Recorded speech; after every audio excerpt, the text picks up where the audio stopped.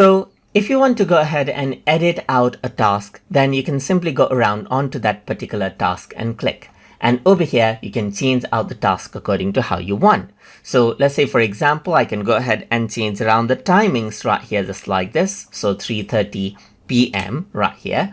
And then I can change around the time allocation and add in notes and so forth according to how I want. So let me just go ahead and then type in 5:45 right here, just like this. And you can even change it from plan to inbox if you want right here.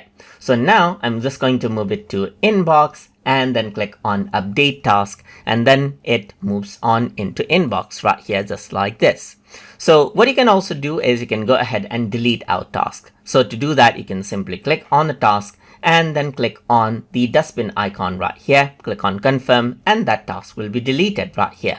Click on this particular task onto the the dustbin icon, confirm, and that task will be deleted.